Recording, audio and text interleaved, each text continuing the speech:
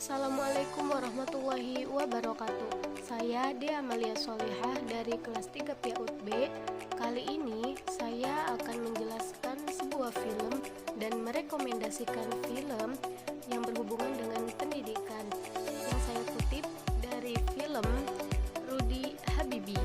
Mari kita simak bersama. Rudy Habibie. Beliau melanjutkan studinya di Aachen, Jerman. Saat tiba di sana, beliau menjumpai seseorang yang memang ditugaskan untuk mendampinginya dalam mencari tempat tinggal. Sempat tidak diterima di beberapa tempat dikarenakan beliau mahasiswa baru dan memiliki kewarganegaraan Indonesia. Dan pada akhirnya mereka menemukan sebuah tempat terpencil yang dihuni oleh pasangan suami istri dari Belanda, dan akhirnya Rudy Habibie diterima untuk tinggal di rumah mereka.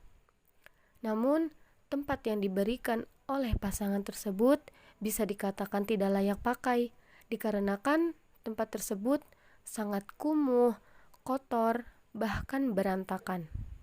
Ada masa di mana uang saku yang diberikan oleh orang tua Rudy Habibie telah habis, namun tak kuasa untuk memintanya kembali.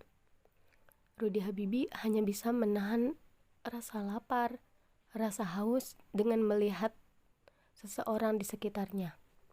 Rasa lapar yang tak kunjung henti, beliau hanya bisa mengikatkan sebuah tali yang ada pada baju beliau kepada bagian perut beliau.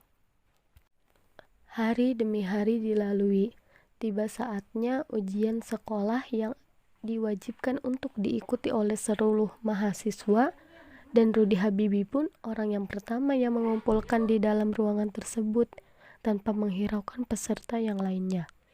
Dan ketika papan pengumuman yang sudah tertera nama mereka, dia pun melihatnya dan merasa bahwa namanya tidak ada di papan tersebut.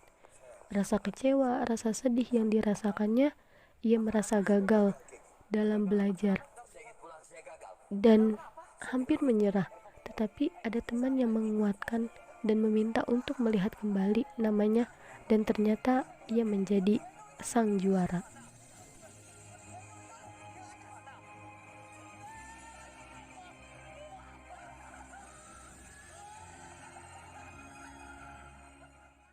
Pada saat itu, Rudy Habibie beserta rekan-rekannya mendapatkan sebuah proyek yang besar untuk membuat sebuah pesawat. Banyak sekali ujian yang dilaluinya, mulai dari hinaan, cacian, bahkan difitnah, lalu dibanggakan, diangkat, dan diremehkan kembali. Namun dari ujian tersebut, ia jadikan sebuah motivasi, semangat untuk dirinya, dan percaya bahwa proyek yang sedang ia bangun, ia bisa melakukannya. Dan pada akhirnya pesawat yang Rudy Habibie buat berhasil terselesaikan dan terbang dengan sempurna.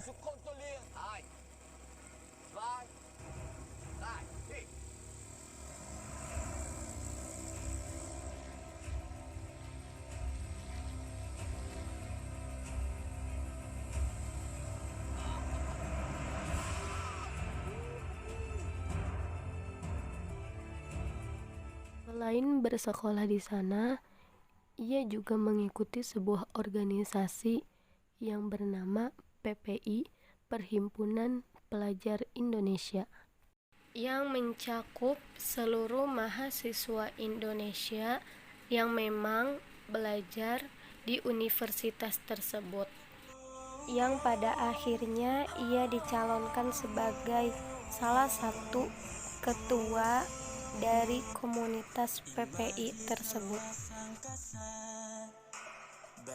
Dari sinilah dapat kita lihat bahwa jiwa kepemimpinan yang dimiliki oleh Rudy Habibie telah tertanam sejak dini,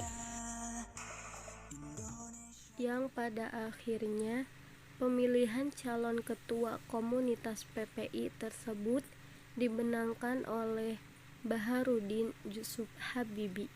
Setelah diterimanya sebagai ketua komunitas PPI tersebut, Rudi Habibie mengajukan sebuah pembangunan Dirgantara Indonesia. Dari keinginan yang Rudi Habibie lakukan ini untuk membangun sebuah Dirgantara Indonesia, banyak sekali masalah yang berdatangan, mulai dari adanya pro dan kontra atas sebuah pendapat yang tidak sama dengannya. Bahwa dari hal tersebut, ia tetap bertekad dengan pendiriannya ingin menjadi sebuah mata air yang jernih. Perjalanan ini masih panjang. Saya tak akan pernah menyerah. Saya mencintai Indonesia. Saya percaya Indonesia. Dan saya akan kembali untuk terus berjuang untuk Ibu Pertiwi.